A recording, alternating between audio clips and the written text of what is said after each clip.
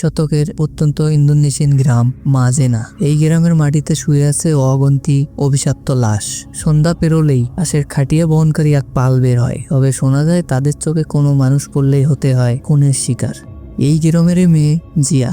শহরে থাকার কারণে সে তার মায়ের শেষ সময়ও তার সঙ্গে থাকতে পারেনি। তবে তার মৃত্যুর খবর শুনে তার জানাজারে এসেছে এই গ্রামে। গ্রামের মাটিতে পা রাখতেই কোনো এক অজানা অভিশাপ জাগ্রত হয়ে যায়। কি বা এই গ্রামের ইতিহাস, আর কারাই বা এই খাটলি বহনকারী নরখাদক?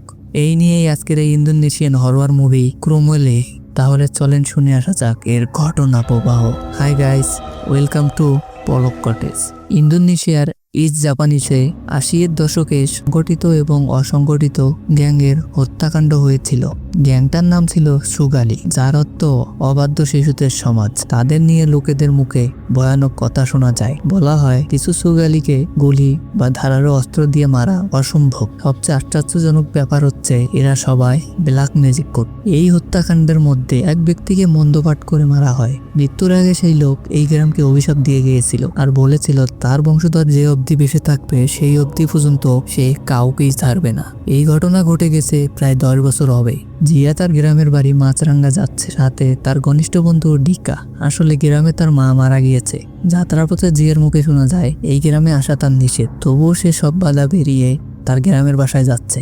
আরো শোনা যায় তার বাবা দীর্ঘ ১০ বছর ধরে নিখোঁজ, এখন অবধি তার খোঁজ মেলেনি। আজকের আবহাওয়াটা কিছুটা মেঘাচ্ছন্ন, তাছাড়া পাখিরাও আকাশে অনেক ছটপট করছে। তারা যেন কোনো অজানা ইতিহাসে সাক্ষী হতে যাচ্ছে। জিয়া ও ডিকা অনেক যাত্রাপথ পাড়িয়ে গন্তব্যস্থানে এসে পৌঁছায়। তবে গ্রামের মাটিতে পা রাখতেই বজ্রপাত শুরু হয়ে যায়। জিয়ার মায়ের দাফন শেষ হয়ে গেছে। জিয়াকে দেখে তার নানা কিছুটা গম্ভীর, তার চেহারায় কোনো একটি অজানা চিন্তার চাপ। জিয়া তার নানার চেহারা দেখে এটা বুঝতে পারে সে তাকে দেখতে চায় না। বাড়ি ফিরতেই দানাং তাকে জানায় তোকে না বলেছি গ্রামের বাড়িতে না আসতে, আর সাথে করে কাকে নিয়ে এসেছিস? জিয়া বলে তুমি কি বলছো, আমার মা মারা গেছে, আমি কি আসবো না? দানাং তাকে জানিয়ে দেয় দাপন কাপনের কাজ শেষ হয়ে গেছে, এখন তুই শহরে ফিরে দিতে পারি। আর নানার কথা এটা বোঝা যাচ্ছে সে চাইছে না যে জিয়াং এখানে থাকুক। জিয়াং তখন তার নানাকে জিজ্ঞেস করে তুমি কি আমায় ভালোবাসো না? তুমি কি চাও না আমি তোমার কাছে কয়েকদিন থাকি? নানাক জানায় সে তাকে অনেক ভালোবাসে, তবে এখানে না থাকার কারণ অন্য বিষয়।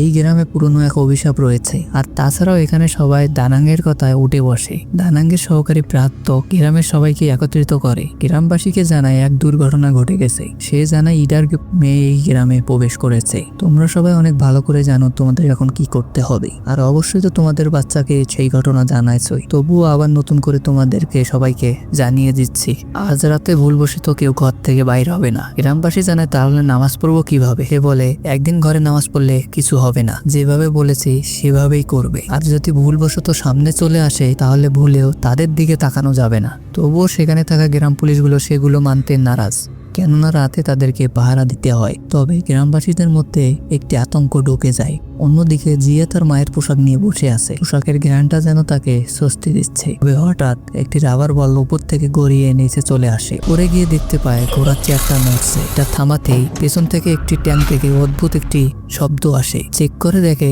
ট্যাঙ্কে তালা দেয়া। হঠাৎ সেখানে তার নানা এসে উপস্থিত হলে তাকে জানায় তোমার ব্যাগ এখনো গোছাওনি কেন? জিয়া তার নানাকে জিজ্ঞেস করে এই ট্যাঙ্কের ভিতরে কি আছে? দানাং বলে এর ভিতরে তেমন কিছু নেই। অন্তিকার মনে প্রচন্ড প্রশ্ন, কেন এবার তার নানা তাকে এখান থেকে তাড়িয়ে দেওয়ার জন্য মরিয়া হয়ে উঠেছে। জিয়া তাকে জানায় তারা মনে করে আমি এখানে থাকলে আমার বাবা আবার এখানে চলে আসবে। এই বিষয়ে আরো প্রশ্ন করতে গেলে টিকাকে সেখানে চুপ করিয়ে দেয়। অল্প সুরে জিয়া বল তার বাবা যে নিখোঁজ হয়েছে তার মধ্যে তার সন্দেহ রয়েছে, আর গত বছর তার মা তাকে দেখার জন্য উতলা হয়ে উঠেছিল। হয়তোবা তার মা তাকে কোনো কিছু জানাতে চেয়েছিল, কিন্তু সেই সৌভাগ্য জিয়ার হয়ে ওঠেনি। এর পিছনের কারণ হচ্ছে তার নানা তাকে কোনোভাবে এখানে আসতে দিচ্ছিল না। তার নানা নাকি তাকে বলেছিল এখানে আসলে নাকি মহা বিপদ হয়ে হয়ে যাবে। এর কারণেই সে আর এখানে আসে না। তবে জিয়া টিকার কাছে ক্ষমা চেয়ে নেয় যে এই কারণে তাকে এইসবের মধ্যে তাকে ডেকে নিয়ে এসেছে।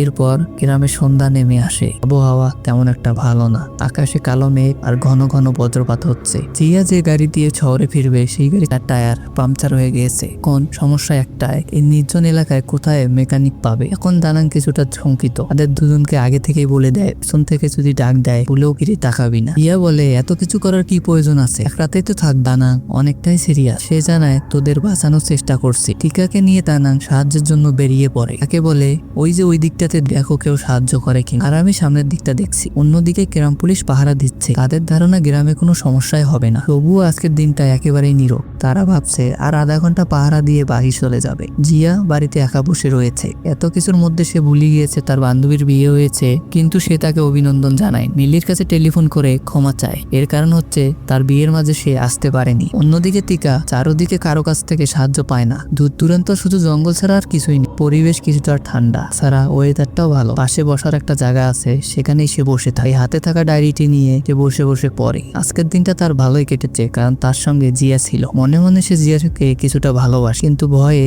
সে এখনো তাকে বলতে পারেনি। আবহাওয়াটা এমন হয়ে যায় যে কিছুক্ষণ পরেই বৃষ্টি নামবে, আর গ্রামবাসীরা অনেক আতঙ্কে রয়েছে। টিকা ডায়েরির পৃষ্ঠা উল্টাইতে একটি অদ্ভুত ড্রয়িং দেখতে পায়। তবে এই ড্রয়িংটি সে করেনি। ডায়েরি থেকে নজর সরতে কালো ছায়ার মতো দুটি পা ভেসে ওঠে। এ দেখে সে কিছুটা ভয় পায়, তবে সে মনে করে এটা তার চোখের ভুল ছিল। এরপর সে দানাংকে ডাকতে শুরু করে। তখনই আবার বিদ্যুৎ চলে যায়। গ্রামে তখন ভেসে ওঠে লাশবাহী এক আতঙ্ক। যেখান দিয়ে হেঁটে যাচ্ছে পুরো চারদিকে কুয়াশা। গ্রাম পুলিশ এই কাফেলাকে দেখে বলতে শুরু করে, এই তোমরা বাসায় যাচ্ছ না কেন? এত রাতে কোথায় যাচ্ছ? পাশেরটা ভয়কে পালিয়ে যায়। পাশে তাকিয়ে দেখে কেউ নেই। তখনই আবার নরঘাতক তার সামনে চলে আসে। ভয়ে সে চিৎকার দিয়ে একদম। অন্যদিকে মিলির বাও তাকে দেখতে পায়। তাড়াহুড়া করে ঘরের ভিতরে ঢুকে তার মেয়েকে আলমারির ভিতরে লুকিয়ে রাখে। তাকে বলে কোনোভাবে যেন সে সেখান থেকে বাইর না হয়। টিকা ভয় পেয়ে সেই গাড়ির ওখানে লুকিয়ে আছে। পাশ থেকে তখন জিয়া এসে তাকে বলে, তুমি এখানে কি করছো? কোনো কথা না বলে সে জিয়াকে নিয়ে সেখান থেকে চলে যাচ্ছে। জিয়া বলে, থামো, কি হয়েছে শুনি। এই গ্রামের মধ্যে কিছু একটা আছে, আমি সেটা নিজ চোখেই দেখেছি। এখানে আর একটা মুহূর্ত থাকা যাবে না। কেন, তুমি কি দেখেছো? তখন টিকা তাকে জানায় এক লাশ বহনকারী কাফেলা দেখেছে। আরো জানায় এরা কোনোভাবেই মানুষ হতে পারে না, তারা সবাই মৃত। টিকা সিরিয়াস হয়ে বলছে, আমি কোনো মজা করছি না, আমি সত্যি তাদের দেখেছি। আর তুমি কেনই বা গাড়ির টায়ারটা পাংচার করতে গেলে? এখন আমরা এখান থেকে কিভাবেই পালাবো? আসলে এখানে থাকার জন্য জিয়া ইচ্ছা করে সেই গাড়ির টায়ারটা পাংচার করেছে। অন্যদিকে গ্রাম পুলিশ দৌড়াতে দৌড়াতে তার বন্ধু জনের খোঁজ পায়। গিয়ে বলে, তুই আমাকে বিপদে ফেলে কিভাবে চলে আসতে পারলি? এতদিন যা শুনেছি আজ তার প্রমাণও পেয়ে গেলাম। কেই বলে বিপদে বন্ধুর পরিচয়। জন যখন বেলবাজের গ্রামবাসীকে সতর্কই করতে যাবে, সে তাকে বুট নিজের মাথা নিজেই ঠুকরাচ্ছে। রক্ত দিয়ে পুরো মাথাটা ভরে যায় এবং সে বলতে থাকে, জন আমাকে সাহায্য কর। সেখানেই সে মাথা ঠোকরাতে ঠোকরাতে মারা যায়। জন এখন এতটা ভয়ের মাঝে আসে যে তার হাত পা আর কাজ করছে না এবং জনের একটি হাত কেটে গিয়ে ছিটকে পড়ে জিয়া এবং টিকার সামনে। এই দৃশ্য দেখে তারা দুজনেই ভয় পেয়ে যায়। সেই সময় একটি অদৃশ্য শক্তি গলা চেপে ধরে। দানাং চলে আসে হাওয়ার মধ্যে এক গুলি চালায়। সামনের দিকা অদৃশ্য শক্তি থেকে মুক্তি পায়। অন্যদিকে মিলার মা খাটের নিচে গিয়ে লুকিয়ে পড়ে। হঠাৎ করে কোনো এক অদৃশ্য শক্তি তাকে টেনে নিয়ে দূরে ফেলে দেয়। গলা চেপে ধরে তাকে শূন্যের মাঝে ভাসাতে শুরু করে। এক পর্যায়ে তার পেট ছিঁড়ে সব নাড়ি ভুড়ি বের করে ফেলে। এসব কাহিনী তার মেয়ে আলমারির ভিতর থেকে লুকিয়ে লুয়ে সব দেখছে। ভয়ে সেখানে সে কথা বলতে পারছে না। অন্যদিকে জঙ্গলের পথ ধরে নাং, জিয়া এবং দিকা দৌড়তে থাকে। হঠাৎ দিকার পা যেন কে টেনে ধরে। নাঙ্গের কাছে এক আয়না, এদের একমাত্র আয়নাতেই দেখা যায়। দিকা সেই অবয়কের কাছ থেকে ছাড়া পেলে নানাংকে রেখেই জিয়াকে নিয়ে দৌড়তেই থাকে। জিয়া তার নানাকে ছেড়ে কোনোভাবে এখান থেকে যাবে না। দিকা তাকে বোঝানোর চেষ্টা করে তার নানা এখন পর্যন্ত বেঁচে আছে। এই অবধি তারা এখনো তার ক্ষতি করতে পারেনি। এদের কাছ থেকে কিভাবে বাঁচতে হয় সেটা সে জানে। তোমার এটা নিয়ে কোনো চিন্তা করার প্রয়োজন নেই। কিন্তু সেখানে তারা দুজনেই শঙ্কিত, কেননা হাতটা কোথায় কাটাবে। জিয়া জানায় সামনে তার ফ্রেন্ড মিলার বাড়ি। বসে হাঁটতে হাঁটতে তার বাসার সামনে গিয়ে পৌঁছায়। সম্পূর্ণ বাড়ি অন্ধকার। বাড়ির ভিতরেই প্রবেশ করতে মিলাপুরে ডাকতে শুরু করে, তবে কারো কোনো সারা শব্দ পাওয়া যায় না। টিকা তাদের ড্রাইভারকে কল দিচ্ছে, তবে টেলিফোনেও কোনো সংযোগ নেই। জিয়া মেঝেতে পড়ে থাকা রক্তকে দেখে উপরে তাকাতেই এক চিৎকার দিয়ে ওঠে। ঝুলে আছে মিলার মায়ের ক্ষত বিক্ষত লাশ। চিৎকার শুনতে পেয়ে আলমারির ভিতরে থাকা মিলাও চিৎকার দিয়ে ওঠে। জিয়া তাকে জিজ্ঞাসা করে কি হয়েছে। এর উত্তরে মিলা জানায় ক্রোমোলেও এসেছে। তারা সেখানে যাওয়ার পথ খুঁজে পাচ্ছে না। টিকা জানায় কিভাবে হোক রাতের মধ্যে এখান থেকে বের হয়ে যেতে হবে। আশ্চর্যের বিষয় হলো এই মধ্যরাতে ঘন জঙ্গলে এক গাড়ি তাদের দিকে এগিয়ে আসছে। হাত দিয়ে ইশারা দিয়ে ডাক দিলেই তারা লক্ষ্য করে এটা কোনো গাড়ি নয়, এবং এতক্ষণ যা দেখছিল এটা তাদের বহম ছিল। টিকার অনুভব হলো তার পা একটি নেই। এ কান্নায় ছটফট করতে থাকে। কাটা পা নিয়ে তারা দুজন দিকাকে নিয়ে দৌড়াচ্ছিল। পা কাটার প্রচন্ড ব্যথা তার সহ্য হচ্ছিল না। আজ অব্দি একটা কথা দিকা আজ পর্যন্ত তাকে বলতে পারেনি। জিয়াকে সে তখন জানায় আমি তোমাকে ভালোবাসি। মুহূর্তের মধ্যেই দিকার পেট ছিঁড়ে যায়। মনে হচ্ছে তার পেট থেকে নারী বড়ি সব বের করা হচ্ছে। এই দৃশ্য থেকে জিয়া তার নিজেকে সামলাতে পারেন এবং অজোরে কান্না করেই যাচ্ছে। বিষয়টা গভীরভাবে জিয়াকে এতটাই শক করেছে মুহূর্তের মধ্যেই অজ্ঞান হয়ে পড়ে যায়। অন্যদিকে দানাং প্রাপ্তর বাড়িতে চলে যায়। গিয়েই তাকে বলছে রক্ষা কবচটা কোথায়। দানাং প্রান্তকে তার সাথে নিয়ে যেতে চাচ্ছিল। প্রাপ্তর স্ত্রী তাকে কোনোভাবেই দিবে না। বেশ ভালো কথা। দানাং যখন তার কাছ থেকে রক্ষা কবচটি চাচ্ছিল তখন সেটা চেয়ে দিতে চাচ্ছিল না। অন্যদিকে এক অন্ধ লোক জিয়া এবং মিলিকে কিডন্যাপ করে নিয়ে আসে। জিয়া চিৎকার করতে চাইলে তাকে বন্দুক দেখিয়ে চুপ করিয়ে দেয়। তখন তাকে বল আমি তোমার জন্য অনেক দিন যাবৎ অপেক্ষা করে যাচ্ছি, তবে আজ সেই অপেক্ষার অবসান ঘটলো। অনেকক্ষণ থেকে চুপ করে থেকে লোকটি একটি শব্দ বলল। এটা ছিল ক্রোমোলেও। এ জানায় আজ রাতে যত লোক মারা গেছে সেটা এই ক্রোমোলেও এর জন্যই মারা গিয়েছে। অন্যদিকে দানাঙ্গের অতিরিক্ত চাপের কারণে প্রাপ্ত তার রক্ষা কবচটি দিতে বাধ্য হয়। দানাং তাকে বলে জিয়ার বাবা আবার পুনরায় জীবিত হয়ে গেছে এবং রক্ষার জন্য প্রাপ্তর কাছ থেকে কিছু লবণযুক্ত বুলেট নিয়ে নেয়। অন্যদিকে জিয়াঙ্কের কাছে সেই অন্ধ লোকটা পরিচয় দেয়, তার নাম ইয়ান্ত। দেখা যায় জিয়ার গলাতেও তার দাদার মতো একটি রক্ষা কবচ আছে। ওই লোকটি তখন তার গলা থেকে রক্ষা কবচটি নিয়ে বলে এই রক্ষা কবচটি তো তোমাকে এতদিন বাঁচিয়ে রেখেছে। জিয়া তখন জিজ্ঞেস করে কিসের থেকে বাঁচিয়ে রেখেছে। এরপরে সে জানতে পারে তার বাবার অভিশাপ থেকে। এখানেই রিভিল হয় গল্পের আসল রহস্য। ঘটনা হচ্ছে 1984 সালের, যেদিন ইন্দোনেশিয়ার ইস্ট জাপানিসে সুগালিন নামের এক গ্যাংকে চিরতরে পৃথিবীর বুক থেকে মুছে দেয়া হয়। এই ট্যাটুযুক্ত সন্ত্রাসী বাহিনীদের মধ্যে একজন জিয়ার বাবা, যার নাম জারট। ইয়ান তো একে একে বলতে থাকে সকল ঘটনা। সেই সময় সুগালি গ্যাং ক্রমাগত শক্তিশালী হয়ে উঠছিল। তাদেরকে কোনোভাবেই থামানো যাচ্ছিল না। এর পিছনের কারণ হচ্ছে সেই গ্যাংয়ের কিছু মেম্বাররা ব্ল্যাক ম্যাজিক জানতো। তাদের মধ্যে একজন ছিল জিয়ার বাবা জারট। কালো জাদুর কারণে তার বাবা অমরত্ব হাসিল করেছিল। এর আসল কালপিট হচ্ছে তোমার নিজ নানা। শুরু থেকে তার মেয়ের জামাই হিসেবে তোমার নানা তোমার বাবাকে মেনে নিতে পারেনি।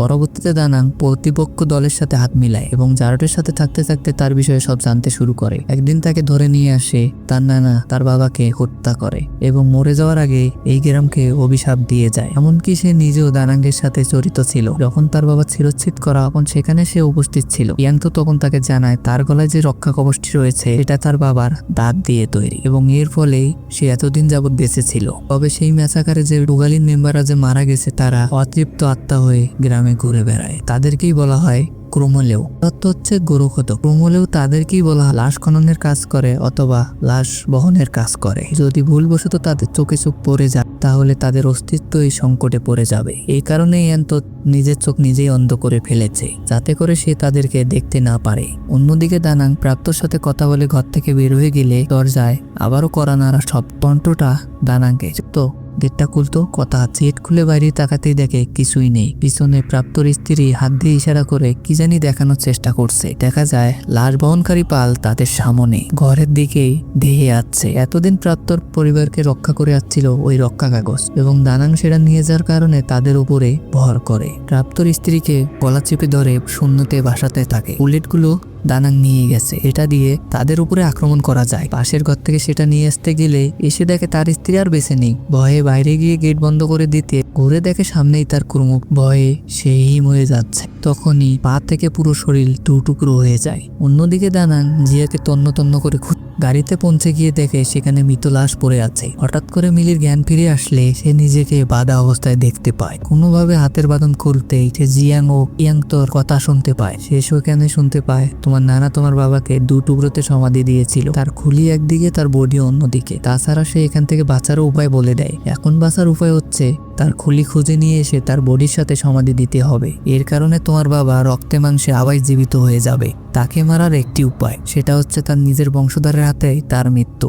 তোমার নানা চাচ্ছে তোমার হাত দিয়ে এই অভিশাপটাকে একদম শেষ করে দিতে। ছুরিতে তোমার রক্ত মেখে তোমার বাবাকে মারলেই সে মরে যাবে। জিয়া তখন তার কাছে অদাবদ্ধ হয় যে সে এই অভিশাপ থামাবে, তবে অ্যান্তো তার চায় না। এর কারণ হচ্ছে সে নিজেও ছিল সুগারি গ্যাংয়ের মেম্বার। যখন তাদের গ্যাংয়ের সবাইকে মারা হয় তখন এই গ্রামের সকল মানুষ চুপ ছিল এবং অ্যান্তো চায় এই গ্রামের মানুষ ধুকে ধুকে মরুক। অ্যান্তো যখন জিয়ার উপর গান পয়েন্ট করে তখন ঠিক সেই মুহূর্তে তার নানা এসে উপস্থিত হয়। তাদের দুজনের মাঝে অনেক ধস্তাধস্তি হয় এবং এক পর্যায়ে সে আহত হয়ে যায়। দানাং তাকে ছাড়িয়ে আনলে জিয়াং তখন তার নানার কাছ থেকে সব ঘটনা জানতে চায়, তবে এর উত্তরে দানাং তাকে কিছুই জানায় না। সে জানায় আমাকে শুধু বিশ্বাস কর, পরে তোমাকে সব ঘটনা খুলে বলবো। জিয়া তার কথা মানতে নারাজ এবং সে সবকিছুই জানতে চায়। এর উত্তরে দানাং তখন জানায় তার পিতা কোনো সময় ভালো ছিল না, সে ব্ল্যাক ম্যাজিক প্র্যাকটিস করত। তাছাড়াও সে ছিল সন্ত্রাস বাহিনীর সদস্য এবং তোমার মা এসব শুনে সে তাকে ঘৃণা করতে শুরু করে। একে তো সে গ্রামের মাঝে দাঙ্গা সৃষ্টি করত, অন্যদিকে তোমার বাবা বড় এক সন্ত্রাসী বাহিনীর সাথে ভিড়ে যায়। তাছাড়া তাকে মারার জন্য আমাকে প্রচন্ড পরিমাণে চাপ দেওয়া হচ্ছিল। আমি যদি নিজের হাতে না মারতাম তাহলে তাকে অন্য কেউ মেরে দিত।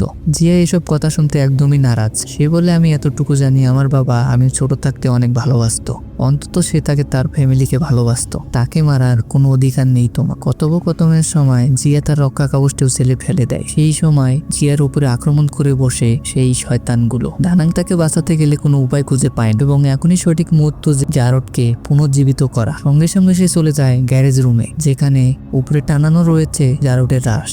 অন্যদিকে কোমরেরা জিয়ার দিকে তেয়ে যাচ্ছে। এক পর্যায়ে তার কাছে চলে আসে। সে ভয়ের সঙ্গে সঙ্গে সেই কফিনটা চেক করতে যায়। গিয়ে সে দেখতে পায় সেখানে তার নিজের লাশ পড়ে রয়েছে। হঠাৎ করে অদৃশ্য দুটি হাত তার গলা চেপে ধরে এবং দেখতে পায় তার বাবা রূপী এক রাক্ষসকে। তার গলা চেপে ধরতেই সে জানায় বাবা আমি জিয়া। তবে সে কিছুতেই জিয়াকে চিনতে পারছে না। অন্যদিকে দানাং ঘর থেকে সেই তালামারা ট্যাঙ্কটি নিয়ে চলে আসে। দেখা যায় এই ট্যাঙ্কের মাঝে তার নিজের কোনো জিনিস নয়, বরং জারদের অর্ধেক মাথা। ওখানে রেখে রক্ষা কবচ থেকে তার দাঁতগুলো বের করে তার মুখে লাগিয়ে দেয় এবং হঠাৎ করে অ্যান্তো এসে দানাঙ্গের ঘাড়ের মধ্যে আঘাত করে। এর কারণে তার ব্লিডিং হওয়া শুরু হয়। সময় মতো জারটের আত্মা তার বডিতে এসে প্রবেশ করলে পুনর্জীবিত হয়। অ্যান্তো তার রশি কেটে দিলেই তে জীবিত হয়ে যায় এবং সে জারটের কাছে তার প্রাণ ভিক্ষা চেতে শুরু করে এবং সে জীবিত হওয়ার পর অ্যান্তোর শরীর থেকে টাটকা রক্ত খেয়ে নেয়। তাকে মেরে ফেলার পর সে দাঁড়ায় দানাঙ্গের সামনে। কত বছর ধরে দেখি না আপনার, আজকের রাতটা আপনার জন্য সময় খুব ধীর গতিতে চলবে, কেননা আজকে আপনার শাস্তির দিক। জারটের কাছ থেকে জানা যায় আসল ঘটনা। জারটের গ্রুপে ব্ল্যাক ম্যাজিশিয়ান অনেক ছিল, তবে তাদের লিডার এমন এক চর্চা করত যাতে সে অমরত্ব হাসিল করতে পেরেছিল। প্রতিপক্ষ দলের কাছ থেকে সেই খবর অবগত ছিল। কিভাবে বা তারা অমরত্ব হাসিল করে, এর কারণে তারা দানাঙ্গের সাথে চুক্তিবদ্ধ হয়। দানাং তখন তার মেয়ের জামাইকে বলে সে যেন এই ব্ল্যাক ম্যাজিক চালিয়ে যায়, যেন এটাকে সে পারফেক্ট ভাবে আয়ত্ত করে। তবে তার মেয়ে এসব শান্তি পেরে তার জামাইয়ের কাছ থেকে মুখ ঘুরিয়ে নেয়, যার কারণে এক পর্যায়ে এইসব ঘটনা থেকে জারট পেরিয়ে আসে এবং সাধারণ জীবনযাপন করতে শুরু করে। কিন্তু দানাং মনে করে সে আগের মধ্যেই চলাফেরা করছে, এর কারণে সে তাকে মারতে বাধ্য। তবে তাকে মারার পর সে অনুতপ্ত করে, কিন্তু তখন অনেক দেরি হয়ে যায়। সেখানে জিয়া চলে আসে। তার বাবাকে মানুষ রূপে দেখতে পেয়ে সে তখন তাকে জড়িয়ে ধরে। জিয়া তখন তার বাবাকে বলে তোমার নানার উপরে রাগ হওয়াটা স্বাভাবিক, কিন্তু তাকে তুমি ক্ষমা করে দাও। তবে জারট তাকে উল্টো বলে তুমি তোমার মায়ের মতো হয়েছ। সেও মানুষদের ক্ষমা করতে ভালোবাসতো, কিন্তু এ ক্ষমার যোগ্য নয়। তাকে ধাক্কা দিয়ে সে চলে যায় দানাংকে মারার জন্য। অনেক আকুতি মিনতি করার পর তার বাবা তার কথায় রাজি হয় না। এরপর সে বাধ্য হয়ে তার নিজ রক্ত সেই ছুরিতে মেখে তার বাবাকে নিজ হাতে হত্যা করে। অতিরিক্ত ব্লিডিং হওয়ার কারণে সে দানাংকে হসপিটালে নিয়ে যাচ্ছিল, কিন্তু দানাং আন্দাজ করতে পারে যে সে আর বেশিক্ষণ বাঁচবে না। হঠাৎ করে সেখানে গান নিয়ে মিলি উপস্থিত হয় এবং বলে এখানে যা হয়েছে আমি সব শুনেছি। জিয়া তোমার কারণেই আমার মা মরে গিয়েছে, তোমাকে আমি কোনোভাবেই বাঁচতে দেব না। এ বলেই তাদের দুজনের উপরে মিলি গুলি করতে শুরু করে। তবে দানাঙ্গের কারণে জিয়া বেঁচে গেলেও তার বুকে গিয়ে গুলিটা লাগে। জিয়াকে বাঁচানোর জন্য দানাং ছুরি নিয়ে মিলিকে সেখানেই মেরে ফেলে। জিয়ার শরীর একেবারেই অবশ হয়ে গেছে, হয়তো বা সে একটু পরেই মারা যাবে, কিন্তু সে তো মরতে চায় না। তখন হঠাৎ করে সে তার বাবাকে আঘাত করা ছুরিটি নিয়ে রক্ত খেতে শুরু করে। তখনই এখানে দেখা যায় জিয়াও কোমরলেও হয়ে গেছে। যাকে কিনা কোনো গুলি ধারালো অস্ত্র দিয়ে মারা অসম্ভব। মুভির গল্প এখানেই শেষ হয়, কিন্তু পোস্ট ক্রেডিট সিনে আমাদের দেখানো হয় গতকাল রাতে দুর্ঘটনা ঘটে যাওয়া স্থানে কিছু মাফিয়ারা আসে, যেখানে দানাং এবং জারটের বডি সহ আরো দুজনের বডি পড়ে আছে এবং পরীক্ষা নিরীক্ষার জন্য তারা জারটের বডিটা নিয়ে যায়। এখানেই বোঝা যায় মুভিটির আরেকটি পার্ট আসতে পারে, কেননা এই মুভিতে এখনো পুরোপুরিভাবে রহস্য খোলাসা করা হয়নি। আসলে জিয়ার বাবার আমি পেছনে কার হাত ছিল, দানাং সম্পূর্ণ ঘটনা বলতে গেলেও বলতে পারেনি। আসল ঘটনা এখনো আড়ালেই রয়েছে। মুভিটি কেমন লেগেছে তা কমেন্ট করে জানাবেন। আপনাদের ভালো ভালো কমেন্ট আমাদের ভিডিও বানার জন্য আরো উৎসাহ করে।